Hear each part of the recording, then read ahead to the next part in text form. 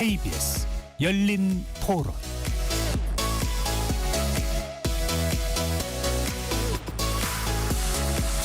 안녕하십니까. KBS 열린 토론 배종찬입니다.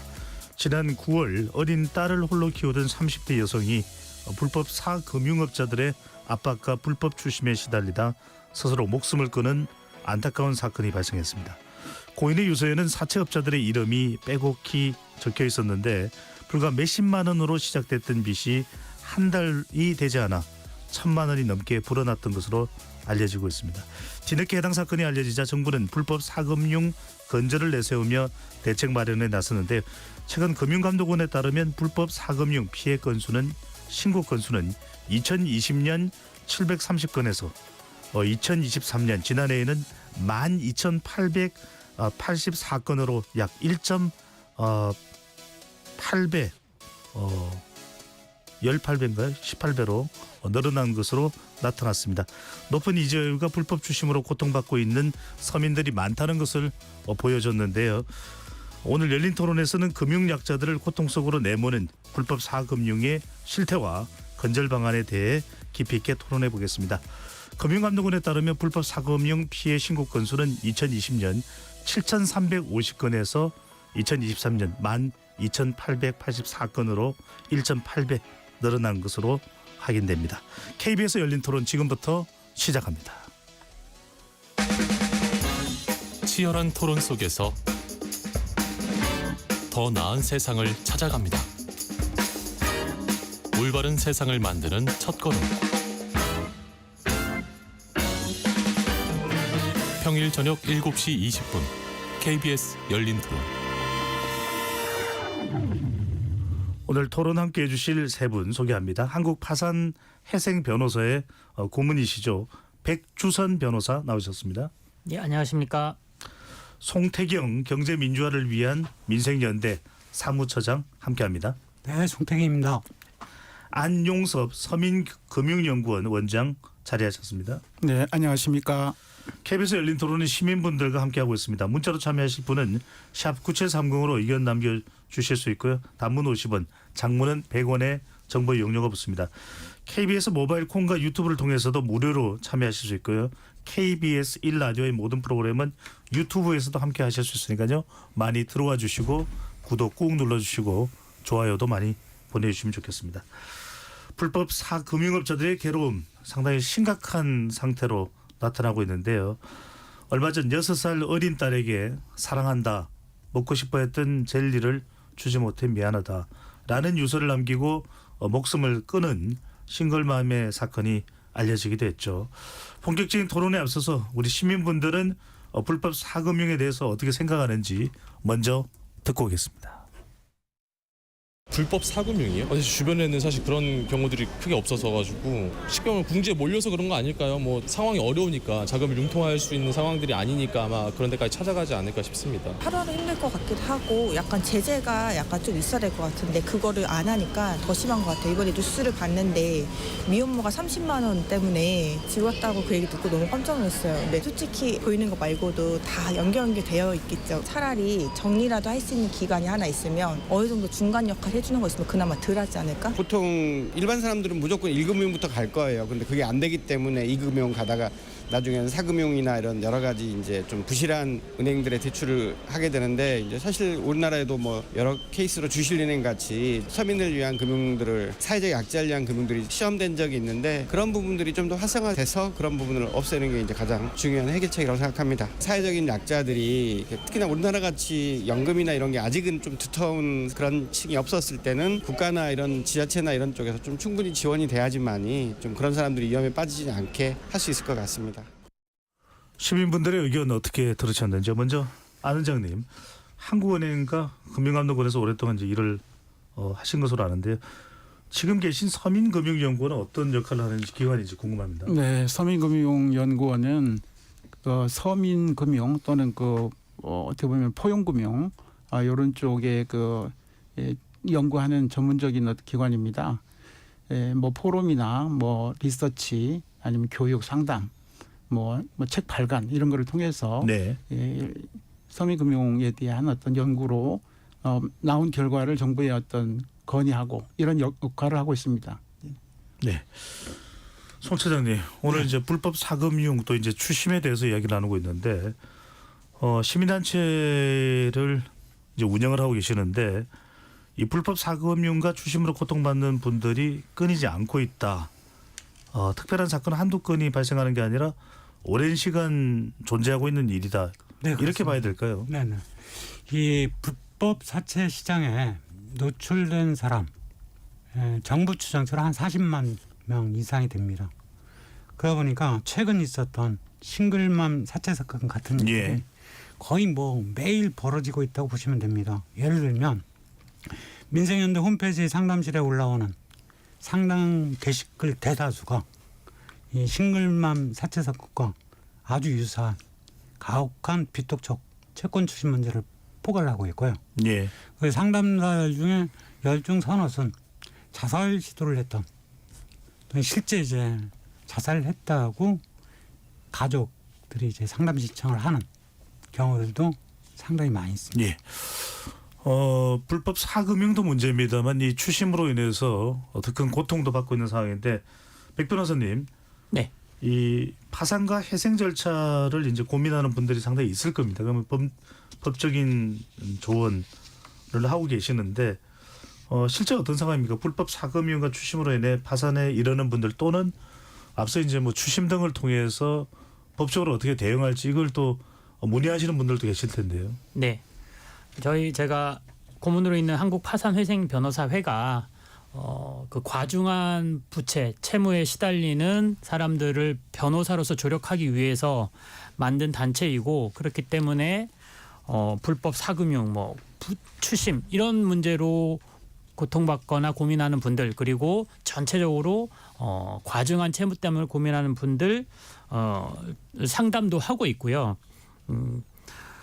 갖가지 이제 사안들에 대해서 대응을 하고 있는데 사실은 저희 이제 파산회생 변호사회나 변호사들을 찾아서 이 문제를 의논하는 분들은 그래도 형편이 나은 겁니다. 네.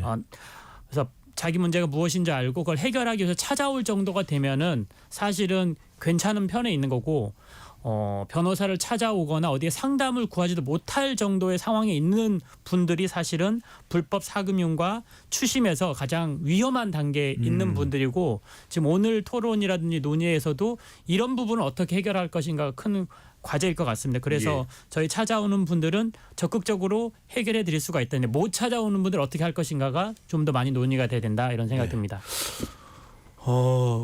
도와달라고 이야기조차 못하는 분들이 구호받을 수 있는 길을 찾을 수 있도록 하는 것도 상당히 중요할 것 같은데 백 변호사님 일단은 개념부터 좀 정확히 짚고 넘어야 될 것 같습니다. 불법 사금융이 정확하게 뭔지 우리가 이제 일반적으로 자주 이용하는 은행들이 있을 텐데 뭐 1금융권이 있고 2금융권이 있고 또 대부업권이 있고 또 불법 사금융 이렇게 다들 구분하는 좀 한번 이 개념부터 좀 나누어 주신다면요. 네. 그러니까 1금융권은 사실 은행만 1금융권이라고 하고요. 그 나머지는 다 2금융권입니다. 그런데 이제 또 이 2금융권이 많이 분화가 되니까 3금융권 이런 표현까지 나온 겁니다. 예컨대 우리나라로 따지면 새마을금고라든가 상호저축은행. 그 중간 2금융권이 뭐였냐면 보험회사나 증권회사 이런 데가 이제 은행이 아닌 이제 금융을 하는 곳 이렇게 됐던 거고 예. 우리나라는 2002년에 대부업을 즉 불법 사채를 양성화한다는 취지로 그런 이제 미명하에 대부업을 허용했는데 그때 이제 뭘 하냐면 등록해서 대부업을 하면 합법이다. 그 얘기는 법률상 대부업 등록을 한 업체는 합법인 이제 대부업체가 되고 예. 그리고 이 법률 안에 등록하지 않은 대부업이라고 해서 미등록 대부업체라고 표현하고 있습니다. 그러니까 등록을 하지 않은 대부업체는 그 자체가 불법이기 때문에 불법 대부업체 이렇게도 표현하고 불법 사금융 이렇게도 표현하고요. 보통 이제 사람들은 뭐 불법 사채 이렇게 표현하는데 법률상으로는 대부업을 하려고 하는 사람이 대부업법에 따른 등록을 하지 않고서 대부업 행위를 하는 것을 법률상 불법 대부업 혹은 미등록 대부업 이렇게 표현하고 있는 것입니다. 미등록 대부업체가 이제 불법 사금융이다 그 말씀인 거죠. 예. 아닙니다. 그 오해인데요. 금융기관을 제외한 네. 제외한 우리가 전통적으로 알고 있는 사채업자, 대부업자, 사금융업자 이 모두 다 이제 같은 말 다른 표현입니다. 이들이 불법 행위를 했을 때 불법 네네. 사채업자, 불법 사금융업자, 불법 대부업자라고 하는 겁니다. 알겠습니다. 자, 듣는 청취자분들이 좀 혼돈스러울 수 있으니까요. 백 변호사께서 좀 정리를 해주시죠. 정확하게요. 네네 법률상 그치. 네. 대부업 등 등록 및 금융이용자 보호에 관한 법률에서는 어떻게 정의하고 있냐면 대부업자로 등록하지 않고 대부업을 하는 사람을 미등록 대부업자라고 하고 예. 있고 그것을 금융감독원에서는 미등록 대부업 혹은 불법 대부업 혹은 불법 사금융 이렇게 쓰고 있는 것이고요. 알겠습니다. 또 다르게 막 쓸 수도 있겠죠. 용례는 예. 이제. 네. 자, 아까 그 송태경 차장님께서 말씀하신 것은 실제로 합법적이더라도 불법적 행위를 하면은 불법 사금융도 될 수 아마 있겠죠. 그런 그죠? 뜻이라고 봅니다. 그런 네. 개념에서 우리가 이야기하면서 더 그 부분은 또 정확하게 확인하겠습니다. 안 원장님, 네네. 아까 이제 우리가 조금만 마이크를 가까이 대고 말씀을 해주시면 좋을 것 같고요. 오프닝에서 이 6살 아이의 엄마와 관련된 이야기를 해드렸는데 상당히 이게 불법 사금융 문제, 자 불법 사금융이 있는 것이고요. 또 이 추심의 불법 추심의 문제가 있습니다. 그러니까 이제 오늘 우리가 핵심적으로 정조준해야 되는 것은 조명해야 되는 것은 금융이냐 사금융이냐 추심이냐 아니냐가 아니라 불법이 들어가는 게 중요합니다. 자, 이 안타까운 사태가 이제 6살 딸을 홀로 키우는 엄마에게 벌어졌던 일인데 정확하게 이게 이제 불법이 나오는 겁니다. 불법 사금융, 불법 추심.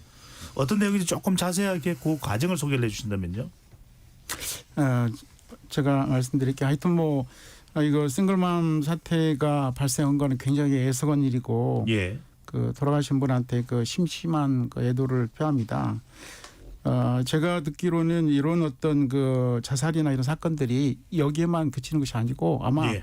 그 빙산의 일각이다 이렇게 얘기를 하는 사람도 많이 있습니다. 언론의 그 주목을 받기 때문에 이렇게 되는데 특히 그 이번 싱글맘 그 사건은 다른 것보다도 그 6살 난 딸하고 아픈 아버지를 그 봉양을 하면서 살았던 그 여성이 실제적인 어떤 돈을 수십만 원밖에 그 빌리지 않았는데 예. 이게 그 계속적인 어떤 빚 독촉에 그 시달렸고 심지어는 1분 늦을 때마다 그 10만 원씩 하는 아주 악독한 어떤 그런 그 사채업자였다라고 하는 게 어떤 큰 의미가 있다고 보겠습니다. 그러니까 이 대목이 불법 사금융이라는 거죠. 그렇습니다. 조건 자체가 네.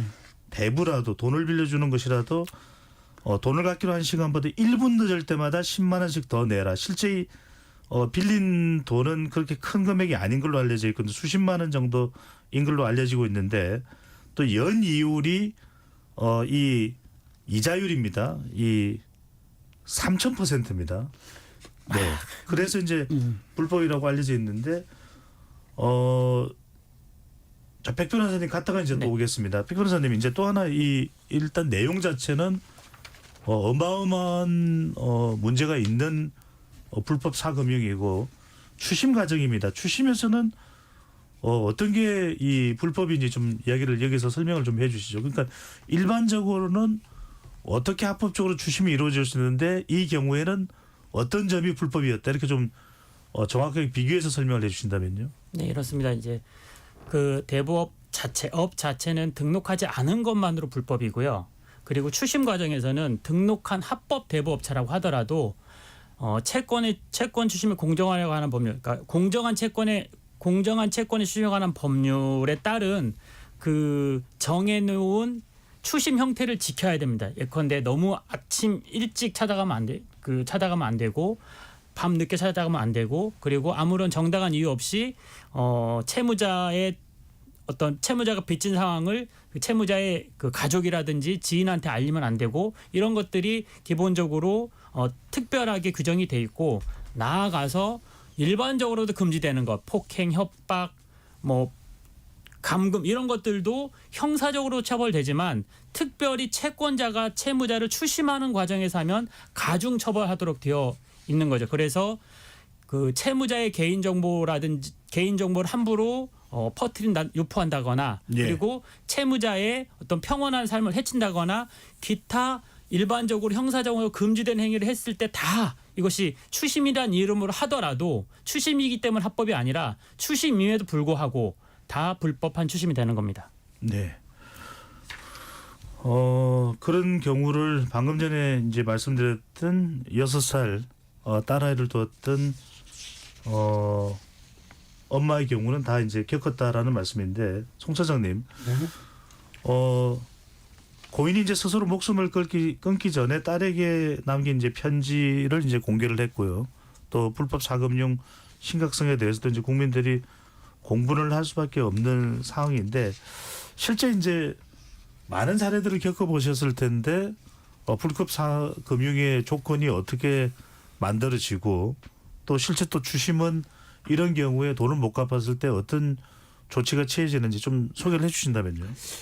이 사채도 여러 가지 종류들이 있습니다. 네. 일수 대출도 있고, 급전 대출도 있고, 급전 대출 중에서도 이제 고액 급전 대출도 있고, 소액 급전. 최근에 이제 싱글맘 사채 사건, 이 문제가 되는 영역은 비대면 소액 급전 대출 영역이고요. 예. 이 영역에서 빚독촉은 아주 심합니다. 그러니까 싱글맘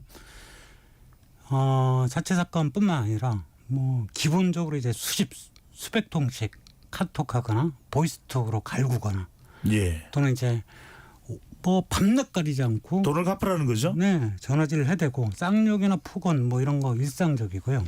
그리고 죽여버린다 뭐 이런 협박 뭐 심심찮게 합니다. 또는 가족이나 지인들에게 해외 문자 무차별 발송하기, 예. 뭐 허위 사실 유포하기, 개인정보 유포하기, 명예훼손 하기, 이른바 이제 사채업자들 얘기대로는 뭐 개추심이라는 이름하에 예.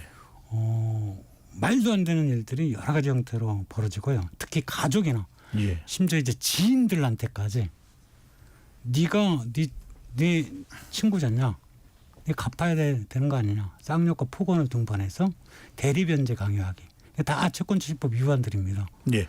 이런 일들이 일상적으로 벌어지고 송 있습니다. 수장님, 근데 제가 궁금한 것이 이런 사례들을 모르는 분들도 많을 테니까 한 40여만 명 정도는 이런 불법 사금융에 노출이 됐다는 말씀하셨지만, 네. 실제 빌린 돈은 급전이라 할지라도 수십만 원이잖아요.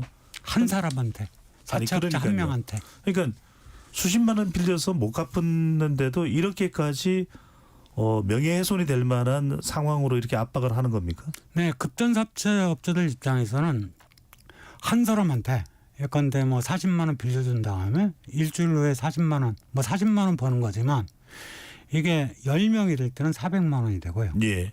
1000명이 될 때는 뭐 억 단위가 되고 10,000명이 될 때는, 그래서 빚독촉이 심하면 심할수록 이 회수율이 높아지니까 아주 혹독하게 이런 행위를 하고 있습니다. 예.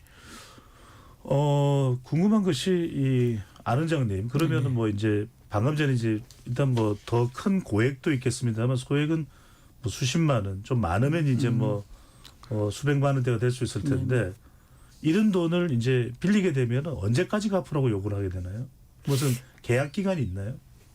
그거는 이제 원래 상환 계약을 하겠죠. 사적 계약을 하겠죠. 예. 언제까지 갚아라. 그 하는 거는 케이스마다 다를 거니까. 그러니까 그 기일이라고 하는 거는 약정에 의해서 뭐 서면으로 할 수 있고 구두로 할 수 있지만, 기본적으로 독촉이라고 하는 게 그 기일에 안 갚았을 때 예. 어떤 조건으로 이렇게 이렇게 협박을 하든지 빚 독촉을 하든지 뭐 하는 예. 뭐 그런 상황이라고 볼 수 있는 거죠. 제가 궁금한 것은 수십만 원 빌렸는데 연이율을 3,000% 매긴다는 이야기가 도대체 언제까지는 갚으라고 이야기했길래 그게 궁금해서 여쭤본 겁니다. 아, 그거는 그 네. 퍼센테이지는 뭐 3,000, 5,000, 10,000%까지 가능합니다. 네. 지금 이게 우리가 보통 금리라고 하면 연금리를 얘기하기 때문에, 예를 들어 100만 원을 20만 원 12월 1월 1일 날 빌려서 12월 31일 20만 갚으면 이게 20%입니다. 그런데 그게 이제 일수나 이럴 경우에 예를 들어 100만 원을 매일 100일 동안 102만 원씩 갚는다. 그러면 100일 동안에 20만 원이 되잖아요. 예. 갚은 금액은 20만 원이에요. 그러면 형식적으로 볼 때 20%로 되어 있지만 100일 동안의 짧은 기간에 원리금 균등 상환을 했기 때문에 이 비율은 136.2%가 됩니다. 이렇게 실제적인 연리로 따질 때는 예. 이 어마어마한 숫자의 어떤 그 금리가 되는 거죠. 알겠습니다. 네. 백 변호사님, 이자율이 일단은 말도 안 된다. 물론 이제 네. 이걸 알고 돈을 빌리긴 했겠죠. 연이율이 아까 이제 6세 아이의 어머니의 경우에는 이제 뭐 3,000%의 경우였다는데 네. 연이율이 5,000%다. 네.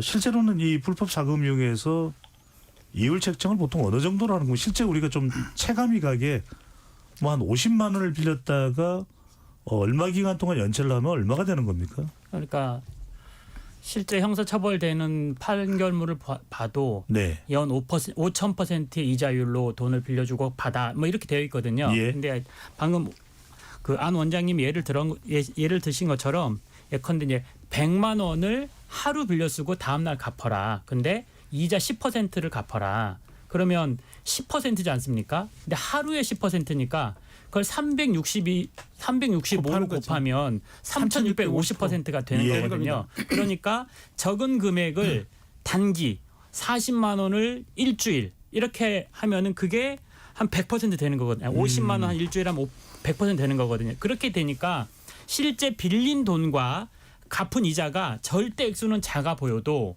이자율을 계산하면 그게 몇백 퍼센트, 몇천 퍼센트가 되는 거고 그리고 거기에 계속해서 이 지연 이자를 붙여가니까 그 원금을 다 갚아도 원금 이상을 여전히 못 갚게 되는 그런 상황까지 벌어지니까 채무자들이 그 상황을 이제 견디지 못하는 거죠. 예. 네, 그런 네. 보통 백 변호사께서 다뤄봤던 사건의 경우에는 원금보다 실제 갚아야 되는 경우가 더 많아지는 경우들이 많습니까? 그러니까 대부업도 사실은 그런 경우가 생기긴 한데, 그러니까 합법한 대부업도 그런 경우가 왕왕 생기는데 그게 10년, 20년 장기 연체돼서 그런데 이런 아예 단기에 이제 돈을 빌려줬다가 어떤 방법으로든 돌려받겠다, 추심하겠다고 하는 불법 사채들은 훨씬 그런 경우가 심한 거죠. 네. 송 차장님, 제가 뭐 우리 KBS 드라마를 너무 즐겨 또 봐서 그런지 모르겠는데 이런 불법 사금융을 고발하는 그런 드라마의 내용을 담고 있는 것도 있거든요. 그런 걸 보면 갚으려고 하면 아예 못 갚게 하는 경우도 있어요. 그러니까 더 못 갚게 해서 더 이런 연체 이자를 더 뜯어낸다든지 또는 추심을 통해서 나중에 뭐 더한 요구까지도 한다든지 그런 경우도 있는데 실제 그런 일이 있습니까? 정말 어쩌다가 있을 수 있는 일입니까? 아니, 그런 일들은 이제 불법 사채 영역에서 벌어지기보다는 네. 주로 이제 주택 담보 대출 영역 여기 같은 경우 이제 고액을 빌려주고 연 20%까지 꽉 채워서 받거든요. 일단 뭐 10억 담보 대출을 했다. 예. 그 연 20%면 연 이자만 2억 아닙니까? 그리고 담보가 확실하다면 계속 지연을 시키는 겁니다. 그럼 이자가 계속 눈덩이처럼 불어나죠. 집이 경매가 들어가도 담보 요건이 아주 확실하다면 그 고액 이자를 다 수취할 수 있는 겁니다. 그러니까 특히 담보가 확실한 영역에서 채무자의 상환을 지연시켜서 예. 이익을 수취하는 수법들이 뭐 사채 시장에서 한 형태로 나타나긴 합니다. 근데 불법 사채 영역은 이게 순환이 빨라야 되거든요. 빨리 빌려줘서 빨리 회수하고 그래야 이제 복리 효과가 발생하고 수익률이 더 커집니다. 그래서 불법 사채 영역 같은 건 일부러 지연시켜서 안 받는 뭐 이런 형태들은 아주 드물고요. 그리고 오히려 이제 담보가 확실한 영역들 예. 지연시키면 지연시킬수록 고율이 이익을 얻을 수 있는 영역에서 벌어지는 일들이고 지금 우리가 취급하고 있는 이 싱글맘 사채 사건 예. 이 영역에서는 거의 눈에 띄지 않는 일들입니다. 네. 알겠습니다. 자, 그러면 안 원장님. 네네. 우리 또 방송을 들으시는 분들께서는 그럼 어쩌다가 이렇게 불법 사금융에 접하게 됐을까? 이 부분도 궁금해 하실 겁니다. 피해자들이 불법 사금융을 어떤 경로로 접하게 되고 늪에 빠지게 될까? 이런 것도 좀 궁금하네요. 예, 그 금감원에서 그 채무 대리자 실태 조사를 했습니다. 예, 거기에 보면은 불법 사금융을 모르고 이용한다. 비율이 78% 금감원이 조사한 겁니다. 불법 사금융의 여부를 확인하지 않고 그냥 대출을 받았다고 하는 게 63.2%입니다. 그러니까 이게 지금 불법 사금융인지 아닌지에 대한 거를 일반 사람들은 급하기 때문에 예. 잘 모르고 그리고 알려고도 하지 않습니다. 나한테 지금 돈이 필요한 거지 이게 불법인지 아니지 그게 중요한 거 아니에요. 이 서민의 어떤 극단적인 애로사항이라는 게 바로 거기 있는 겁니다. 그렇기 때문에 앞으로는 뒤에 이제 대책을 말씀드리겠지만은 실질적인 대부 정상적인 대부 업체냐 이게 이제 불법 사금융 업체냐 그 사금융이라는 금융이라는 말도 쓰기도 아깝습니다. 불법 사채냐 이런 거를 처음에 그 소비자들이 아무리 어렵다 하더라도 구별하고 판별할 수 있는 그 역량 그게 굉장히 중요합니다. 그래서 그리고 이게 또 그 SNS 같은 경우에 뭐 텔레그램 같은 경우에는 빌려준 사람들이 뭐 전화번호나 이런 거를 노출 않거든요. 그러면 실질적으로 그 소비자들도 그냥 돈만 빌려준다 그러면 그냥 혹하니 해버리는 거예요. 예. 근데 나중에 그 사람이 전화번호가 없으면 문제가 생길 때도 그 사람은 추적이 안 됩니다. 그런 어떤 그래서 그걸 잘 모르고 이게 불법 사금융에 손대는 경우들이 많습니다. 이게 굉장히 중요하네요. 실제 백변호사께서도 사건 접해보면 네.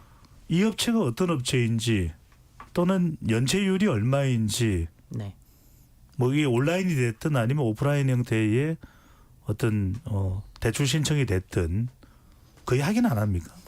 너무 이제 중요한 말씀을 하셨는데 당장 돈이 급하다는 건 뭐냐면 돈을 이제 벌 수 없거나 빌릴 수 있는 데가 다 막혀서 그러나 이제 생존을 해야 되기 때문에 그 돈 어디선가 구해야 되는데 누군가 와서 뭐 얼만큼을 얼마 이자를 빌려주겠다. 내일까지만 아니면 일주일 뒤에만 갚으면 얼마만 내면 된다. 50만 원 빌려줄게.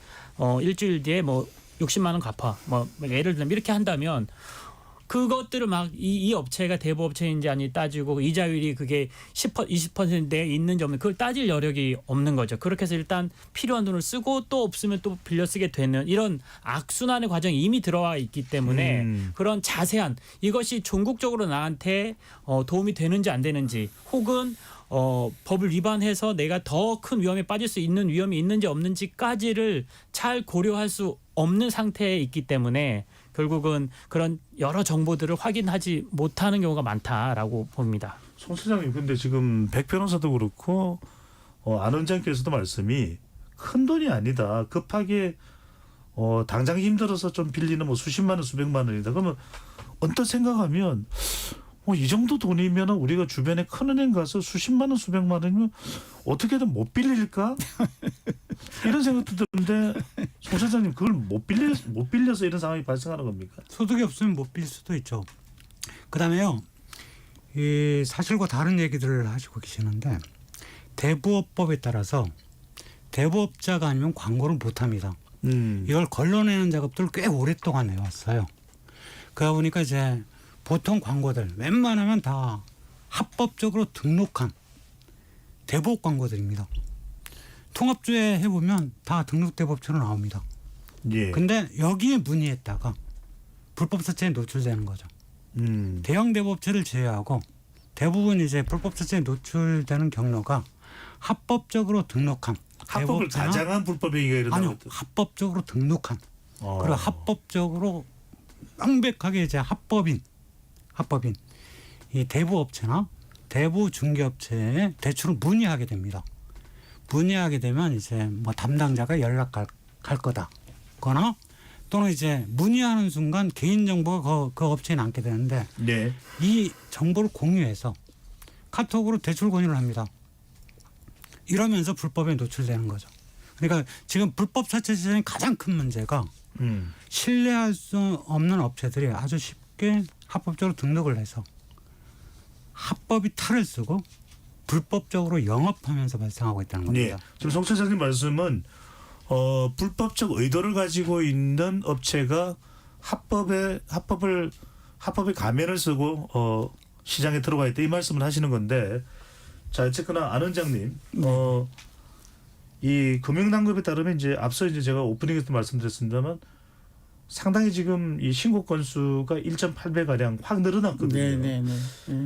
자, 이렇게 금융약자들이 증가한 이유, 뭐 이제 우리가 쉽게 생각하면 경제 전반이 어려워졌기 때문에 또 그만큼 제1금융권에서는 돈을 빌리기 힘들 것이기 때문에 또 생각할 수 있는데 뭔가 다른 이유가 있나요?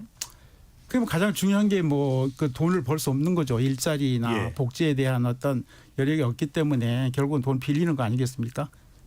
쓸 만큼 뭐 생계자금이든지 뭐 아파서 병원 뭐 치료비든지. 예. 그런데 네, 그런 기본적으로 그런 어떤 것들이 있다면 그리고 또 우리는 풍선효과라고 하는 걸 얘기를 하는데 보통 그 1금융권, 2금융권, 뭐 3금융권 원래 이제 전문적인 용어는 아닙니다만은 편의상 이렇게 나눌 때 실질적으로 신용이 굉장히 좋은 데는 은행에서 빌리고 그다음 중금리 경우에는 뭐 저축은행 또는 이런 데 빌리고 그 낮은 단계에 있어서는 뭐 카드나 뭐 대부업체에게 빌린다. 이렇게 스펙트럼이 있는 겁니다. 예. 그런데 지금 전반적으로 1금융권이나 2금융권에서 서민에 대한 금융을 옥을 죄면 그 돈이 결국은 구하지 못해서 낮은 단계에 있는 금융에서 옮깁니다.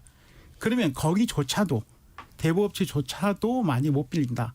그러면 그 사람들은 또 사금융으로 갈 수밖에 없는 겁니다. 그런 구조가 되어 있고 실질적으로 이런 걸 하다 보니까는 실질적인 어떤 그 건수가 2000년도부터 계속 2020년도부터 계속 늘었습니다. 2020년도에 한 뭐 7천 건 정도. 네. 그다음에 21년도 9천 건, 뭐 22년도에 10,000 건, 23년도에 뭐 한 3천 건, 24년도가 12,000건 이렇게 10,000 건, 23년도에 10,000 건 그렇게 해가지고 올해까지를 비교를 하게 되면 올해는 작년보다 더 한 15% 정도 늘어날 것 같아요. 5년 동안 중에서 가장 올해가 최대치를 기록하는 그런 해가 될 것 같습니다. 예. 자, 어쨌거나 간에 뭐 경제적인 이유가 됐든 송 차장님, 이게 정말 불법 사금융을 이용하고 화들짝 이건 안 되겠다 또는 추심 압박이 오니까 이대로는 곤란하다 해서 이제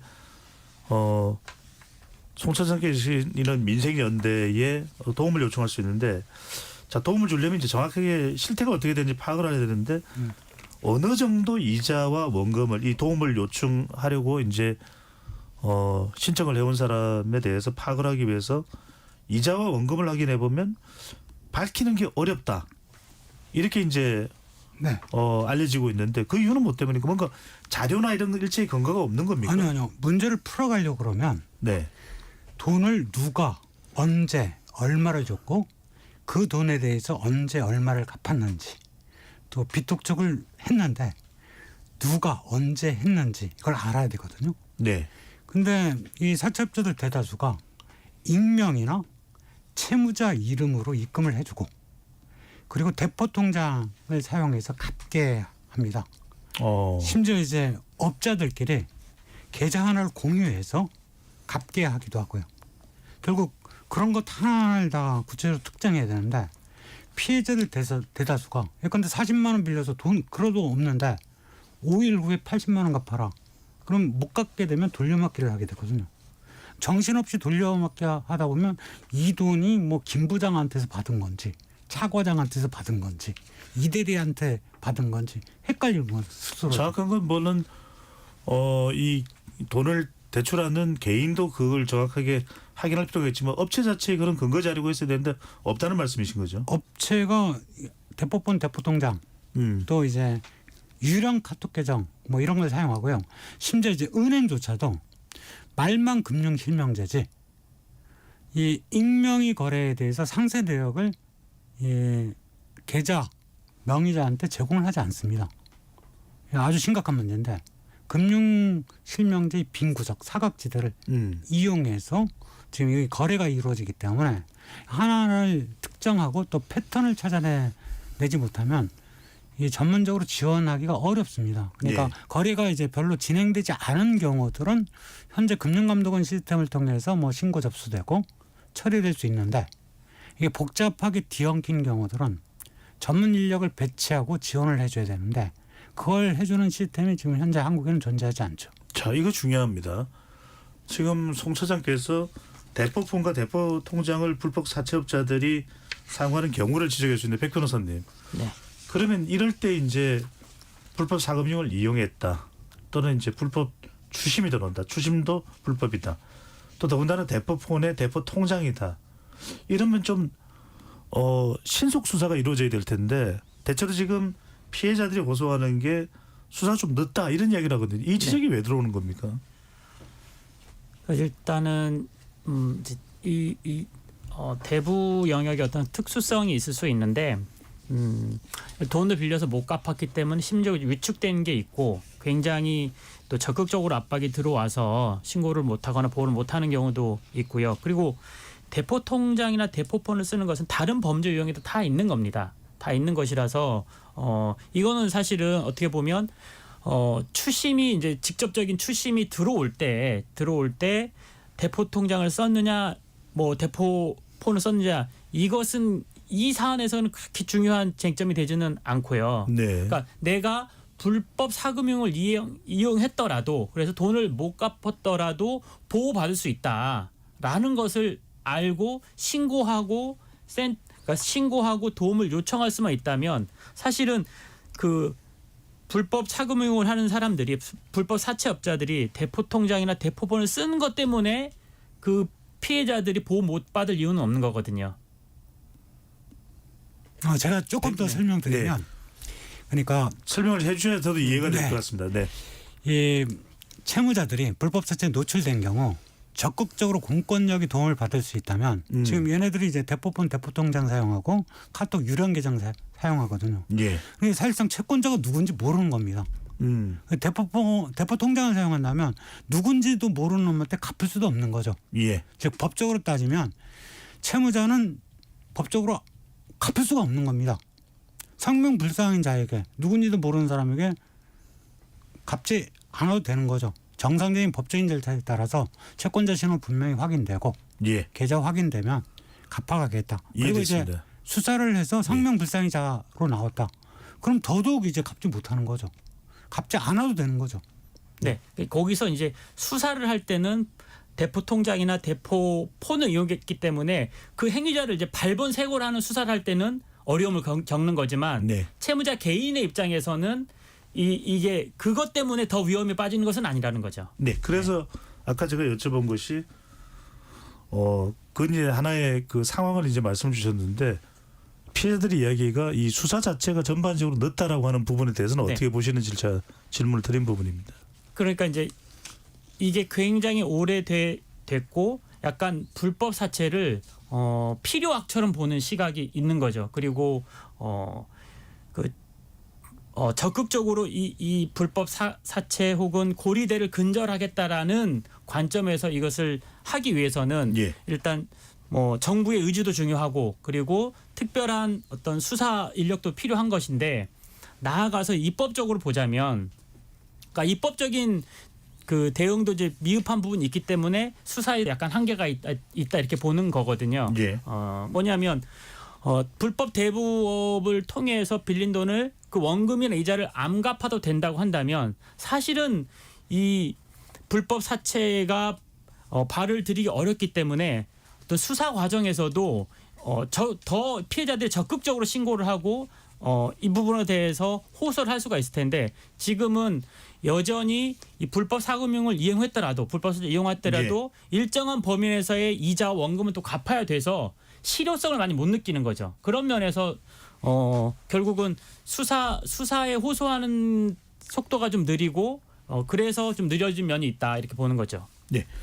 아르자께 다시 여쭤보겠습니다. 네네. 제가 이제 여쭤보는 것은 실제 피해를 받은 사람들이 이제 신고를 한 상황을 말씀드리는 겁니다. 네. 그럴 때 이게 좀 신속하게 대응이 안 되는 부분하고 또 처벌 자체도 상당히 약하다라는 이런 지적이 나오는 부분 어떻게 보시는지요? 일단은 이번 그 경찰청에서 답변하기로는 이번 싱글만 사태에 국한해서 말씀을 드리면 그 구체성이 없었다. 신고를 할 때 지인이 신고를 하게 됐는데 그다음에 또 최근에 그 이후에 1개월 뒤에 종합경찰서를 통해서 이렇게 갔는데 그때는 그 수사의 어떤 중요도를 감안해서 이걸 옮기는 과정에서 이렇게 늦어졌다 이렇게 답변합니다. 그런데 실질적인 어떤 그런 상황에서 보면 수많은 그 건수들이 아까 말씀드린 대로 뭐 10,000건, 2,000건 겉으로 드러난 것만 되어 있지 실질적으로는 어마어마한 숫자들을 본인들이 무서워서 신고를 안 씁니다. 그것까지 감안하는데 기본적인 금액이 일단은 뭐 대출이 뭐 30만 원이 40만 원이다 이렇게 되는 거를 경찰서에서 신고하면 경찰들이 우선순위에서 일단 밀립니다. 인력면에서 뭐 이런 것들도 상당히 어떤 그 원인이다. 이렇게 아까 말씀하신 대로 뭐 인력적인 거나 관심을 좀 갖고 해야 될 필요성이 있는 것 알겠습니다. 같습니다. 아직까지는 불법 사금융에 대한 신속 수사 체제가 갖춰지지 않고 있다 이렇게 이제 볼 수 있습니다. 물론 이제 뭐 수사라는 것이 워낙 다양한 분야에 광범위하게 적용이 되기 때문에 그런 이유도 있겠습니다. 자, 2부에서는 관련된 어떤 심각성 또 대응 방안을 어떻게 가져가야 될지 더 깊숙이 로고 듣고 와서 들어가겠습니다.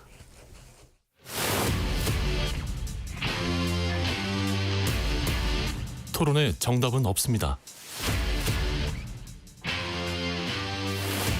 토론이 세상을 바꿀 수도 없습니다.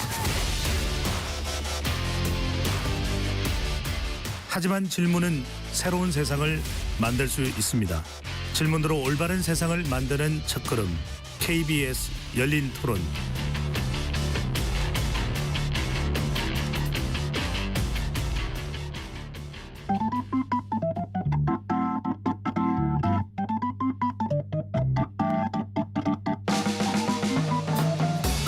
세상을 바꾸는 질문, 열린 토론이 시작합니다. KBS 열린 토론은 언제나 열려 있습니다. 단문 50원, 장문 100원의 유료 문자 샵 9730 그리고 KBS 어플리케이션 콩으로 여러분의 의견을 남겨주세요. KBS 열린 토론 2부 이어가겠습니다. 스튜디오에 안용섭 서민금융연구원 원장, 송태경 경제민주화를 위한 민생연대 사무처장, 백주선 변호사 함께하고 있습니다. 송태경 처장께 여쭤봐야 되겠네요. 그 전에 우리 청취자분들께서 문자를 많이 보내주셨는데 소개를 해드리겠습니다. 유민식님, 불법 사금융, 법적 이상의 이자는 강력하게 처벌해야 됩니다. 이지원님, 예산이 부족한 건 알겠지만 불법 대부업에 손을 내밀지 않아도 대기하는 복지가 필요하다고 봅니다. 긴급한 생활비를 지원해주는 제도가 이미 있는 것으로 알고 있는데요. 이런 방향의 해법을 조금 더 홍보하고 확충해 나가는 것이 필요하다고 생각합니다. 2486님께서요. 취약계층을 위해 금융지원을 해주는 기관이 있는 것으로 알고 있습니다. 그런데 이런 기관들은 신용불량자나 연체자에게는 아무런 혜택이 없는 걸로 알고 있어요. 자, 이런 기관들이 왜 있는 것일까요? 실질적으로 신불자나 신용불량자나 연체자에 대한 지원이 절실하다고 생각됩니다. 0419님, 정책에 불만이 너무 많아 한마디 합니다. 얼마나 막막했기에 대부업체까지 찾아갔을까요? 그로 인해 목숨을 끊기까지 하다니요. 정부가 어렵게 살아가는 주민을 파악해 도움 주는 방법을 모색해야 합니다. 인구가 줄어드는 현실에 저출생에만 관심을 두는 것 같아 매우 안타깝습니다. 네, 물론 뭐 저출생과 이렇게 직접적으로 관련된 사안은 아닙니다만 그만큼 불법 사금융에 대한 대책도 절실하다는 우리 청취자분의 의지를 명확하게 읽을 수가 있습니다. 송 차장님, 자, 추심을 할 수 있습니다. 돈을 빌려갔는데 갚지 않으면 추심이라는 것은 말 그대로 이제 이 빌려간 돈을 어떻게든 받게 하는 합법적인 행위여야 되는데, 자, 우종수 경찰청 국가수사본부장은 기자간담회에서 채권 추심 사건 대응을 강화하겠다. 신변 보호 조치 등 채권 추심 피해자 보호 조치를 포함한 추가 지시와 교육을 할 예정이다. 자, 결국은 이 대부업을 하는 업체가 또는 불법 사금융 쪽으로 우리는 보고 있습니다만 또 합법적이라고 이야기하는 곳에서도 어떤 행위를 할 줄은 모르겠습니다만, 자, 불법 추심을 안 당하기 위한 어떤 방안이 있습니까? 공권력이 도움을 받는 게 사실은 현재로서는 거의 유일한 방법입니다. 네. 그러니까 집이나 사무실로 쫓아와서 어슬렁거린다. 무조건 112에 신고하고 현행부로 체포해 달라고 요구를 해야 됩니다. 범죄 혐의는 대법법 위반 혐의, 채권추심법 위반 혐의. 예. 그리고 이제 이 범죄 혐의를 특정할 수 있으면 범죄 혐의를 특정할 수 있고 범죄 혐의자를 특정할 수 있으면 경찰에 신고나 고소를 해야 되고요. 그리고 10중 5 이상의 경찰관들이 정말 귀찮아합니다. 사건 자체를. 예. 그런 경우에는 청문감사관실에 민원을 넣어서 이 불법 사채법 고소를 했는데 담당 수사는 수사 잘 안 해준다. 교체해달라. 라고 권리 행사도 해야 됩니다. 어쨌든 이제껏 쭉 진행해온 관례를 보면 지금 경찰청장이 이런 얘기가 과연 이제 일선에 먹혀들지는 저는 의문입니다. 예. 왜 그러냐면 최근 올해 경찰청이 적발난 건수가 2,789건이라고 했거든요. 근데 올해 제가 불법사채업자 고소한 고소장만 1,000건이 넘습니다. 금융감독원에 신고해서 수사 의뢰된 사건만 10,000건이 넘고요. 네. 그리고 이제 경찰에 직접 찾아가는 수많은 피해자들이 존재하는 겁니다. 이렇게 놓고 보면 경찰이 검거율이 10% 미만이라는 거죠. 실제 고소를 해보면 그게 딱 드러납니다. 네. 물론 소명의 의식을 가진 경찰관들도 꽤 많습니다. 아주 적극적으로 수사하고 확실히 잡는 사람도 있어요. 왜 굉장히 번거로운 절차거든요. 계좌 압수수색하고 계좌 분석하고 경우에 따라서는 CCTV 기록 확인하고 잠복 근무하고. 네. 근데 대부분 안 해요. 왜냐하면 압수수색 영장 받는 것도 굉장히 이제 번잡하고 귀찮은 절차고 그 수사 안 해도 급여 팡팡 나오거든요. 특별 단속 기간 돼서 어떻게 직무평가에 성과평가에 좀 도움이 되는 게만 수사하고 안 하거든요. 네. 안 원장님, 일단은 국가수사본부장이 사자후를 토했습니다. 네네. 뭐 경찰이 일이 많죠. 뭐 네네. 여러 가지 해야 될 게 불법 사금융 네. 캐치만 있는 건 아닐 겁니다. 근데 아까 뭐 3,000% 5,000% 이게 법이 적용되지 않은 이런 이자율 자체도 불법 아니겠습니까? 그렇죠. 그렇다면 당연히 불법이죠. 그게 적용되는 추심되는 돈을 갚을 이유는 더더군다나 없는 그렇습니다. 것인데 예. 이걸 좀 불법 추심을 못하게 어떤 방법처럼 그러니까 업체들이나 이런 부분들을 좀 단속하는 방법이 있을까요? 아니 아까 말씀하신 대로 공권력이죠. 공권력. 네. 왜냐하면 그 약자입니다. 서민들은 굉장히 약자이기 때문에 오직 하면 대항을 못하고 죽기까지 하겠어요. 서민이라고 하는 그 대법까지 문을 두드린 사람의 경우에는 정말로 여러 가지 가족이나 친지들한테 더딜 얻어가 없기 때문에 마지막으로 가는 겁니다. 예. 그런 사람들이 무슨 힘이 있겠습니까? 그런 약자들을 보호를 해야 된다. 이런 측면에서 이런 의미가 있는 거라고 생각합니다. 네. 백 변호사님 다시 한 번 더 합법적 추심과 불법 추심을 좀 한번 구분해 주신다면요. 합법 추심이라는 거는 이제 뭐 문자 뭐 이제 물론 문서를 보낸 그 변제 기일쯤에 뭐 은금이 얼마고 이자가 얼마다 그 안내 문자를 보내고 예. 언제까지 갚아라 이렇게 문자를 보낼 수 있고 그리고 연락을 취해서 언제 방문하겠다 그리고 이제 낮 시간에 가고 이런 건 다 가능하죠. 예. 다만 아까 얘기했던 이렇게 폭력이라든지 이런 원래 그러니까 폭행이라든지 혹은 뭐 폭언 그리고 강금 행위를 수반한다거나 그 채무자 외자에게 이런 채무와 관련 사실을 알리는 방식으로 추심을 한다거나 제3자에게 대신 변제하게 한다거나 이런 것들이 다 불법 추심의 유형에 들어가고 그런 예. 것들은 강력하게 이제 그러니까 강력하게 처벌을 요구해야만 작동이 되는 거고 아마 피해자들은 이 불법 추심 범죄 보호 프로그램이 미흡하기 때문에 좀 수사가 덜 늦게 작동된다 이렇게 생각할 수 있을 것 같고 그리고 예컨대 막 마약 수사라든지 강력 범죄에 비해서 이 수사 진행 자체가 좀 더디니까 이런 면에서도 예. 좀 더디게 느낄 것 같은데 그 강박을 동원한 혹은 협박이라든지 부당하게 제3자에게 알리는 방식으로 추심하는 건 다 알겠습니다. 불법이기 때문에 이거 적극적으로 신고해서 예. 보호를 받아야 된다 이렇게 말씀드릴 수 있겠습니다. 부모가 빚져서 갚지 못하는 것을 딸이나 아들에게 연락을 해서는 안 된다는 그 말씀을 또 해주셨으니까요. 여러분들 확인해 주시면 좋을 것 같고요. 안 원장님. 네. 일단은 이 대부업법 자체를 아까 우리 이 청취자분의 애청자분의 문자도 있었는데 네. 대부업이 아까 말씀하셨던 대로 다 합법적으로 등록해놓고 불법적 행위가 일어나고 있다. 이 말씀을 이제 지적해 주셨는데 대부업이 가능한 조건이 매우 쉽습니까? 그냥 등록하고 이러면 다 광고도 할 수 있고 뭐 이런 상황입니까? 안 원장님 먼저. 저한테 네네네. 여쭤봐요. 등록 요건이요. 현재 대부업법상 등록 요건. 네, 아까 이제 송 차장께서도 너무나 쉽다 보니까 이게 그거는 이런 네. 겁니다. 자본 요건이 원래 다른 금융회사의 경우는 인가 조건입니다. 근데 여기는 그 대부업법 2002년도에 아까 그 우리 그 백 변호사가 말씀하신 대로 2002년도에 그 불법 사채를 양성한다는 의미에서 등록을 시킨 어떤 그런 법이다 보니까 되도록이면 장려를 했습니다. 그래서 등록입니다. 인허가가 아니고 등록이에요. 예. 등록인데 등록 요건이 자기 자본 요건이 개인일 경우에는 1,000만 원이면 가능합니다. 법인에게는 5천만 원.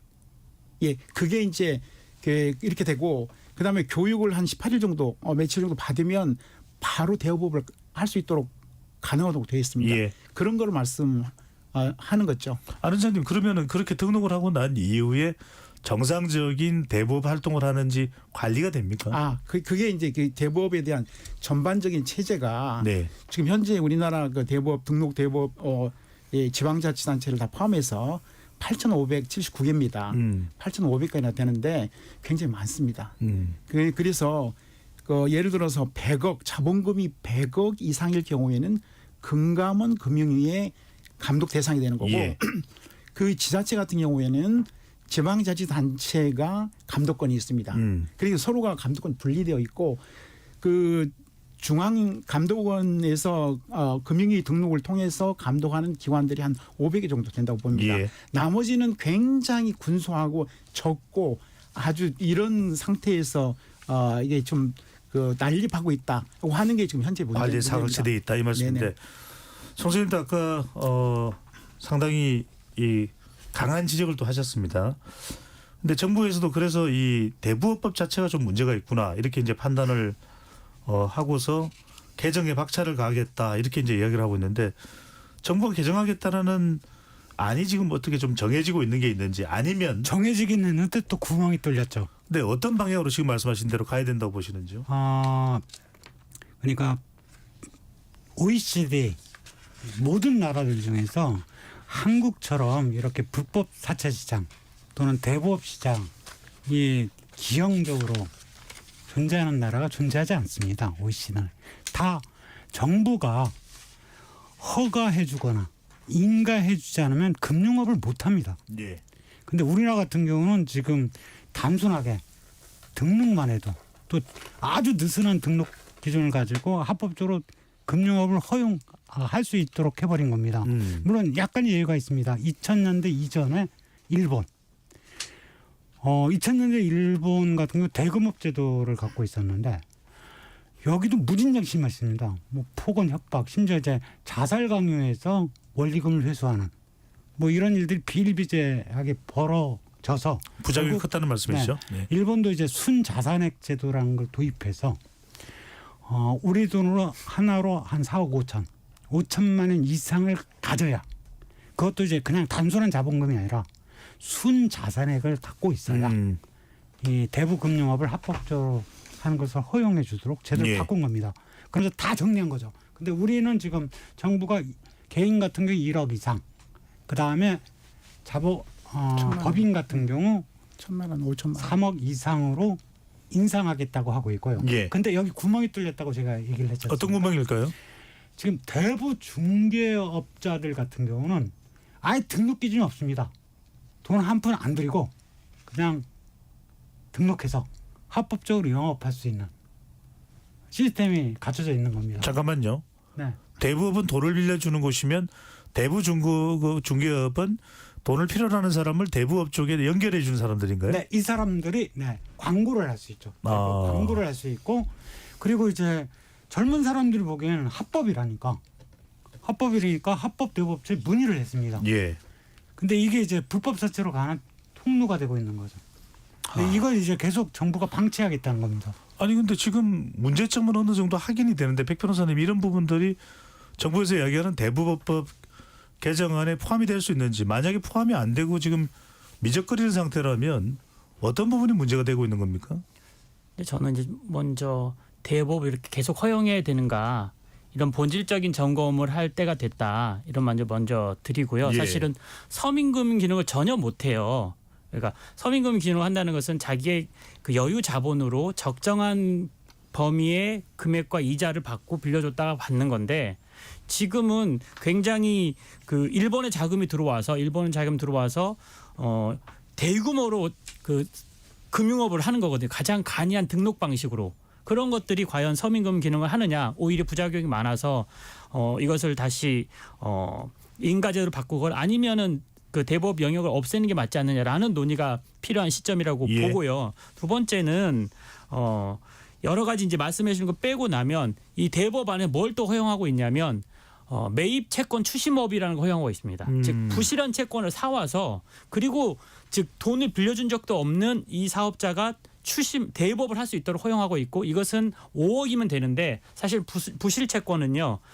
액면만 놓고 보면 뭐 100억, 1000억 많습니다. 5억 기준 너무 낮고 네. 그렇기 때문에 그런 식으로 그 어떤 대부업의 장벽을 높이는 방식도 필요하고 어느 정도 그러니까 자정하는 즉 대부업이 난립하지 않도록 하는 기능은 하겠지만 그 합법 대부업이라고 하더라도 제대로 된 서민금융 기능 역할을 하고 불법 추심을 안 하는 데까지 나아가는 규제이냐 그렇지 않고 또 합법 대부업의 진입장벽을 높이는 것이 불법 사금융을 방어하거나 구제하는 기능을 할 수 있느냐 또 그것도 아니기 때문에 지금 방향이 지금 우리가 논의하고 있는 불법 사금융의 문제점으로부터 이 피해로부터 국민을 보호하고자 하는 방법과는 거리가 있는 방법이다.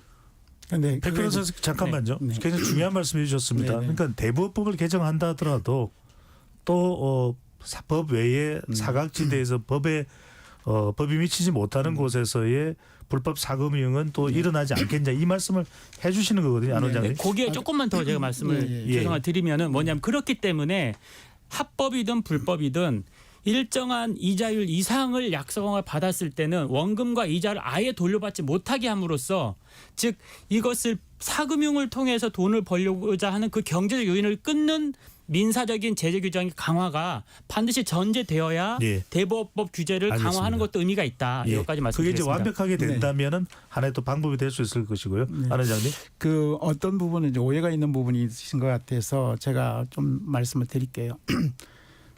기본적으로 그 대부업체 중에서도 정식으로 100억 이상 그 아까 금감원에 그 등록을 해서 10년 동안 검사를 받아온 데들이 많이 있습니다. 다 그렇다는 얘기가 아니고 그렇지만 상대적으로 우수대부업체라고 하는 데도 있고 10년 동안 검사를 받아서 그 금리 문제에 대해서 민원이 들어가는 경우가 거의 없는 그런 클린화된 그 대부업군이 있습니다. 예. 문제는 거기가 문제가 아니고 그걸 불법 사금융 비등록 대부업체가 불법이라고 하는 아까 말씀하신 대로 합법을 가장해서 일단 등록을 해놓고 불법을 저지르는데 그쪽이 문제이기 때문에 지금 개정안에도 확실히 이거를 국민들이 인식을 완전히 그 정확하게 하자하고 하는 쪽으로 이제 개선안이 들어가 있는 부분이 뭐가 있냐면 불법 사금융에 대한 인식을 제고하자. 예. 그래서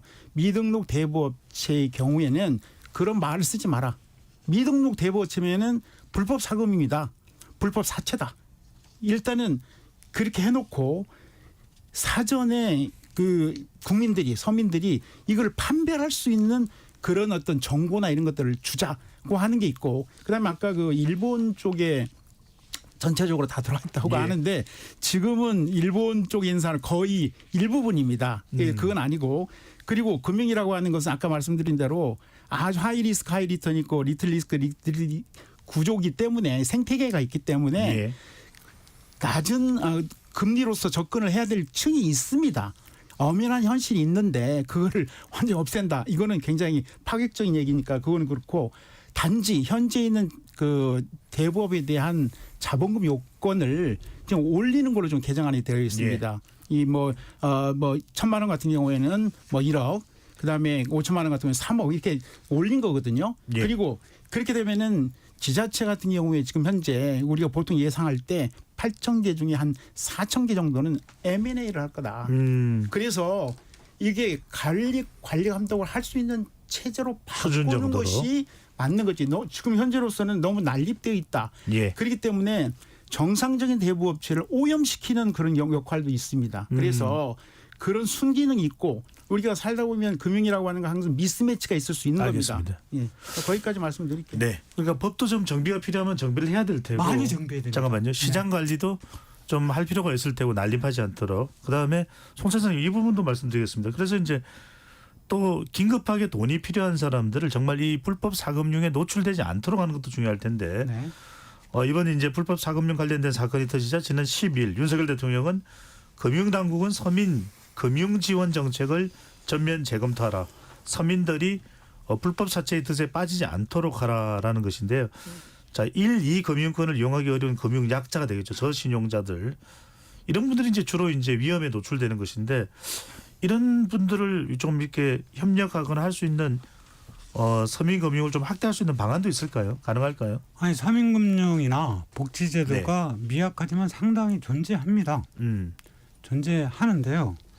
문제는 이제 이겁니다. 그러니까 이런 통로를 통해서 끝내지 않고 이제 합법이라고 하니까 뭐 잠깐 쓰고 이제 갚으면 되겠지. 근데 이게 빌리고 갖고 하는 문제만 있는 것이 아니라 아주 복잡하다는 법적인 권리관계가 숨어 있습니다. 예. 이걸 모르고 이제 쓰면서 발생하는 문제고요. 그다음에 이제 뭐 프랑스를 가든 영국을 가든 또는 뭐 지금 현재 일본을 가든 없으면 안 쓰는 겁니다. 그러니까 아무리 이제 돈이 급한 서민들이라도 이 사채 대부업 시장이 존재하지 않으면 쓸 수 없는 겁니다. 없으니까요. 네. 경제학적으로 표현하면 공급이 없으면 수요도 없는 겁니다. 더군다나 이 시장에서 수요라는 것은 이 경제학에서 말하는 유유 수요가 아닙니다. 지불할 수 있는 능력을 가진 수요 또는 이제 금융에서는 갚을 능력이 있는 수요가 아니라는 거죠.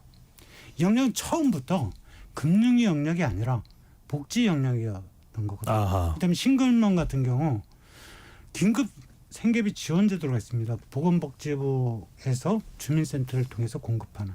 네. 이 제도가 조금 더 확대됐다면 사채 쓸 일 없었습니다. 또는 이제 이 저소득층 노동자들 같은 경우 이제 이 4대 보험이 제대로 안 되는 이런 비정규직 노동자들 같은 경우 지금 이 노동부에서 근로복지공단을 통해서 제공하는 생활안정자금 대출 제도가 있습니다. 이용하지 못합니다. 조건이 안 되니까. 네. 근데 이런 제도를 이제 좀 손보면 되거든요. 실효성 있게요. 현장감 네. 있게. 그리고 이제 서민금융진흥원 여기서 지금 뭐 상당히 이제 서민금융을 늘리고는 있습니다. 여기 지금 오신 안 원장님 계시는 곳이 아닙니다. 서민금융연구원이 안 원장님이고 아니요. 네. 저는 서민금융진흥원을 말씀하신 겁니다. 그렇죠. 네. 예. 네. 거기서 뭐 햇살론이나 기타 등등 제공을 하고 있는데 이게 이제 대부업체하고 거의 경쟁 관계입니다. 고금리. 그러니까 이 갚을 능력이 상당히 되는 예. 채무자를 상대로 하는 것이기 때문에 알겠습니다. 이걸 이제 공적 금융의 성격을 갖추게끔 예. 좀 더 확대하면 되는 겁니다. 그러네요. 이제 서민 복지를 좀 더 강화한다. 그러니까 돈을 빌리는 것이 아니라 빌리기 전에 그 정도의 상황인 사람들에게 복지적 차원에서 정부가 좀 접근하는 게 어떤가 말씀하시는데 안 원장님. 네. 실제로 이제 이 불법 자금융에 빠져 있는 분들 도움을 요청하기 어디 소리를 칠 곳이 필요한데 어디다가 연락을 하거나 구호를 좀 요청하거나 할 수 있습니까? 일단은 그렇게 안 빠져가는 것이 가장 좋은 거고 예. 아까 말씀드린 거 그대로 만약에 이렇게 돼 있다. 어쩔 수 없이 구조를 필요로 하겠다. 그럼 금감원에 불법 자금융 신고센터가 있습니다. 1332가 있습니다. 그다음에 그 경찰청 지방이든 서울이든 112가 있습니다. 예. 예. 그다음에 이제 그 법률구조공단이라고 해서 뭐 친부 대리인 제도도 있고 법률적인 서비스를 받는 132가 있습니다. 예, 그런 쪽에 이제 그 요청으로 하고 그리고 서민금융진흥원 같은 경우에도 최저 생계비 네. 그 신용등급의 10% 최하일 경우 뭐 이런 분들 뭐 아니면 우리 송태경 그 처장님한테 이렇게 구조를 요청하면 되지 않을까 이렇게 생각합니다. 예. 다들 좀 뭐 송 처장님이 그러시겠지만 다들 좀 경찰도 그렇고 적극적으로 어려움에 빠진 분들의 좀 도움의 손길을 내밀었으면 하는 마음이고요. 픽 변호사님, 또 이렇게 어떻게 보면은 이런 불법 자금융에 노출되는 게 뭔가 급전으로 써야 되는 것이 돌려막기를 하다 보니까 생기는 문제일 수도 있는데 네. 차라리 그렇다면 개인 파산이나 도저히 이런 아까 이 송 처장 말씀대로 돈을 어떻게든 운용할 수 없는 그런 경제적 상황이라면 회생 절차를 통해서 빛의 늪에서 빠져나올 수 있는 방법도 있을까요? 그게 선진국의 해결 방법인 겁니다. 네. 그러니까 돈이 필요한 경우는 너무나 많고 어떤 경우든 돈을 어디서든 필요로 해서 빌리려고 한 사람은 어디든 있을 겁니다. 근데 그것을 어떻게 끊느냐는 또 돈을 빌릴 곳을 만들어 준다거나 아니면 불법 사채를 일부 용인하는 방식으로 접근하는 게 아니라 과중한 채무는 파산회생 제도를 통해서 정리를 하고 그리고 기본적 생활을 국가가 원조를 통해서 다시 경제적으로 복귀할 수 있도록 하는 방식으로 짜는 예. 거지 자꾸 돈 어디서 빌리게 하는 방식은 아니라는 거죠. 그렇기 때문에 과다하다 지금 빚이 많아서 많다라고 느낀다면 파산회생 절차를 방금 안내했던 데에서도 또 똑같이 안내를 하고 있거든요. 도움을 받을 수 있습니까? 도움을 같이 종합적으로 받을 수가 있고 네. 특히 법률구조공단에서는 이 채무자 대리인 제도라든가 그리고 그 파산회생에 관한 변호사 지원까지 해주기 때문에 그런데 문의를 해서 빚 문제를 해결하자 이렇게 접근해야 됩니다. 돈을 어디서 빌리자가 아니라 빚 문제를 해결하자 이런 접근을 해야 풀릴 수가 있다 이렇게 말씀드리고 네. 싶습니다. 시간이 송 선생님 한 1분 정도 되는데 불법 사금융에 지금 피해를 당하는 분들 또 불법 추심을 지금 당하는 분들 상당히 고통이 클 텐데 어떻게 해야 될까요? 좀 꼭 두 가지는 얘기를 해야 될 네. 것 같은데요. 그러니까 개인회생 개인 파산 뭐 하나의 방법인데 중요한 것은 불법 사채를 사용한 경우는 반드시 사전에 형사 절차를 밟아서 성명불상의자에게 채권이 있다는 법적 기록을 남겨둬야 예. 개인회생이나 개인 파산이 실효성 있게 작동할 수 있습니다. 이게 중요한 거고요. 다른 하나 추심 관련해서 현재 추심법 관련해서 두 군데가 비어 있습니다. 하나는 이제 요즘 사채업자들 뭐 싱글맘 사채 사건에서 그렇지만 무차별적으로 지인들한테 문자 발송을 합니다. 근데 추심법이 어떻게 됐냐면 반복적으로 해야 불법입니다. 근데 한 번 하는 건 반복이 아니잖아요. 두 번 하는 것도 반복이 아니거든요. 대법원 판례가 있습니다. 잠깐만요. 두 번은 반복이 아닙니까? 두 번도 반복이 아닙니다. 대법원 판례가 있습니다. 연속적 뭐 기타 등등이 조건을 충족해야 반복이 되는 겁니다. 이 조항 빨리 삭제해야 되고요. 다른 하나는 불법 추심 행위를 해서 엄청나게 정치적 피해를 야기했으면 이 형사 절차에서 추심법 위반자들에게 손해배상 명령을 내려야 됩니다. 알겠습니다. 네, 근데 손해배상 명령 제도가 작동하지 않습니다. 네. 아무리 돈이 좋아도 사람의 생명까지 앗아가서는 안 되겠죠. 불법 사금융 그리고 불법 추심에 모두가 적극적으로 좀 나서야 될 때가 아닌가 생각이 듭니다. KBS 열린 토론 이것으로 모두 마무리하겠습니다. 세 분 토론 고맙습니다. 고맙습니다. 감사합니다. 지금까지 KBS 열린 토론 배종찬이었습니다.